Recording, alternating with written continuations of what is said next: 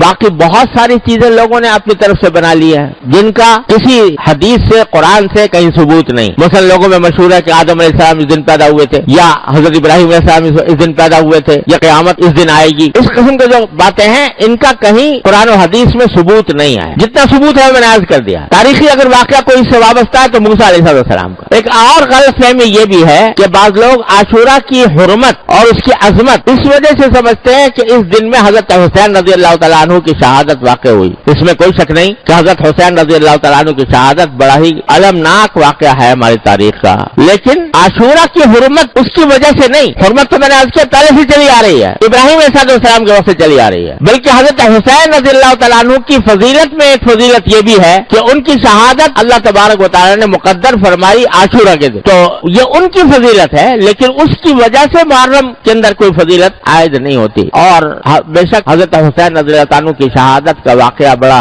ہماری تاریخ کا المناک واقعہ ہے. نبی کریم صلی اللہ علیہ وسلم کے نواسے, آپ کے جگر گوشہ, وہ اس طرح شہید ہوئے مظلومانہ انداز میں.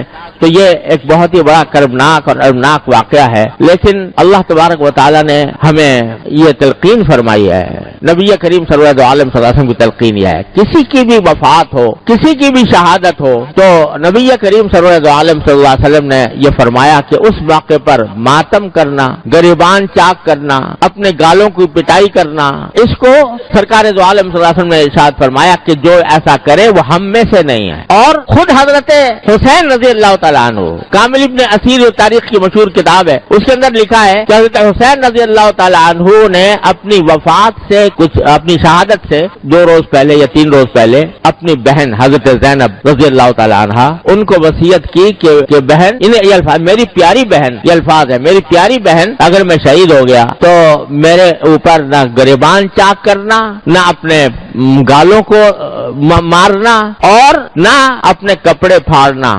یہ وصیت فرمائی حضرت حسین رضی اللہ تعالیٰ عنہ. لہذا اس قسم کی جو کارروائیاں کی جاتی ہیں وہ نبی کریم صلی اللہ علیہ وسلم کے احکام کی بھی خلاف ورزی ہے, اور خود حضرت حسین رضی اللہ تعالیٰ عنہ کے احکام کی بھی خلاف ورزی ہے. یہ بات مناسب اور نصیحت کے انداز میں ان لوگوں سے کہہ دینی چاہیے کہ جو یہ کام کرتے ہیں. لیکن یہ بھی ساتھ میں عرض کر دوں کہ بندے کا کام یہ ہے کہ وہ حق کی بات حق طریقے سے, حق نیت سے اور نصیحت کے انداز میں, شفقت اور محبت کے انداز میں پہنچا دے اس شخص کو جو غلط راستے پر ہے. لیکن پھر اس کی ذمہ داری ہے کہ وہ حق کو اختیار کرتا ہے یا باطل کو اختیار کرتا ہے. انسان کو اس بات کا مکلف نہیں کیا گیا کہ وہ زبردستی دوسرے کو اپنی بات منوائے. قرآن کریم کی وہ آیت جو میں نے پچھلے جمعہ میں پڑھی تھی, نبی کریم صلی اللہ علیہ وسلم سے اللہ تبارک و تعالی نے خطاب کر کے فرمایا لست علیہم بمسیطر فذکر انما انت مذکر. نصیحت ضرور کرتے رہیے, آپ نصیحت کرنے والے ہیں. لست علیہم بمسیطر, لیکن آپ ان کے اوپر داروغہ بنا کر نہیں بھیجے گئے کہ زبردستی ان کو ہدایت کے راستے پر لائیں.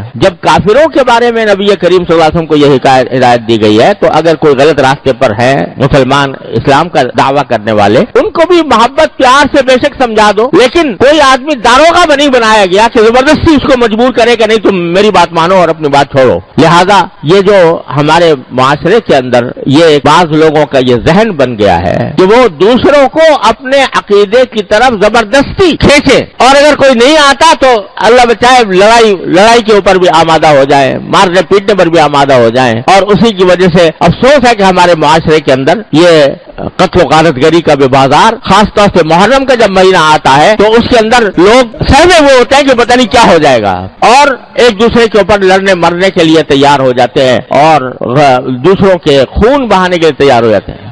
ارے یہ تو وہ مہینہ ہے کہ جس کے بارے میں نے شروع میں بتایا کہ کافر لوگ بھی, لڑائی اگر ہو رہی ہوتی تھی محرم کا مہینہ کے اندر, لڑائی ان کے نزدیک بھی حرام تھی. کافر لوگ وہ لڑائی کو اور کشت و خون کو, خون ریزی کو ناجائز سمجھتے تھے. اب اگر مسلمان اس محرم کے اندر ایک دوسرے کے گلے کاٹے, ایک دوسرے کے اوپر حملہ آور ہو, یہ بڑا زبردست عیب ہے جو اس قوم کے اوپر لگ رہا ہے. اس سے خود بھی بچنے کی ضرورت ہے اور دوسروں کو بھی بچانے کی فکر چاہیے کہ اس مہینے کے اندر کوئی لڑائی جھگڑا نہ ہو.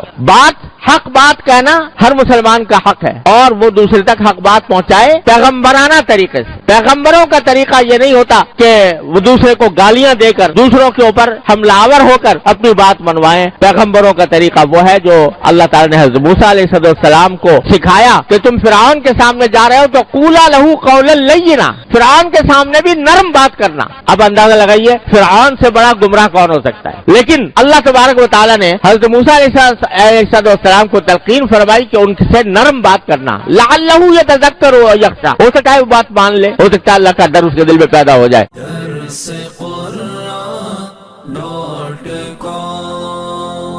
www.darsequran.com